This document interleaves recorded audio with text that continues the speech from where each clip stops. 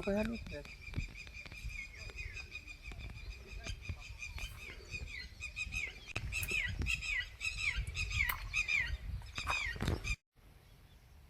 असं बरोबर मस्त काम झालं बरं. त्याच्यात इथे काय रेकॉर्डिंग नाही काय ट्यूट करा मला.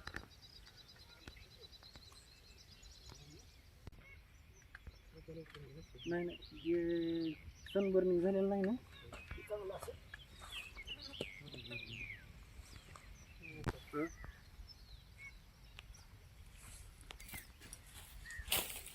नाही गाडी येईल नाही बोलवलं की त्यांना येऊन येत असतं नाही त्यांना असं बरोबर मस्त काम झालं बरं.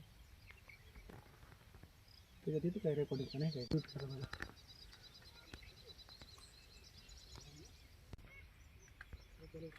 नाही नाही जे सनबर्निंग झालेलं नाही ना चांगलं असं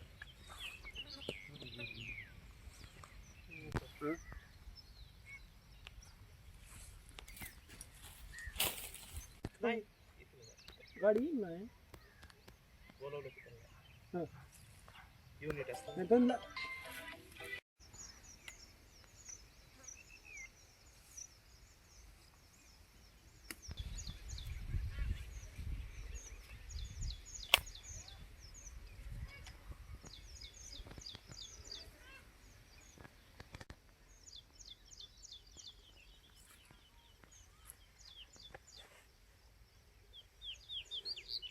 डिगाचा दौच झाले बा.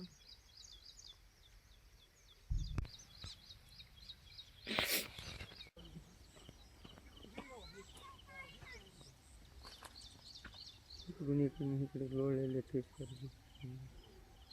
ह्याला सोडायचे काय चॅनलला कोणत्या हे अभिजितनं त्या माऊली ते सोडतील. 1 मेची लागवड आहे. आपल्याला आपल्या विक्रीच्या टायमिंगलाच हे 10 दिवसापासून अवकाळी चालू आहे. याच्यामध्ये कंप्लीट आपली जवळपास 4 लाख रुपयाचं नुकसान झालंय. याला खर्च किमान 2 लाख रुपये प्लस झालेला आहे. याला मल्चिंग, ड्रीप, भेसळ, खतं, औषधं सर्व काही मिळून जवळपास 100% नुकसान. आपलं व्यापाराला एक टरबूज आपलं विकलं गेलं नाही. पूर्ण टरबूज हे अवकाळी पावसामुळे शेतातच पडू नये. आता तुम्ही बघू शकता जवळपास 50 टन माल आता इथं पडू नये. प्रशासनाकडे काय मागणी? प्रशासनाकडे एवढीच मागणी की प्रशासनाने पंचनामे करून किमान आम्हाला खर्चाची तरी तजवीज करायला पाहिजे. बाकीचं प्रॉफिटचा तर काही विषयच नाही, पण मुद्दल खर्च जो गेलाय तो तरी प्रशासनाने आम्हाला देण्याची कृपा करावी. आपलं पपईचा बाग आहे कमी जास्त 1 एकर. ते वादळी वाऱ्यामुळं पावसामुळं 5-6 दिवस झालं पाऊस चालू आहे. पूर्ण झाडं पडलेत, पपई खाली पडून सडून गेल्यात सगळ्या. कोणता व्यापारी यायला तयार नाही, काय नाही. त्याच्यामुळं आपलं पण खूप प्रमाणात नुकसान आहे.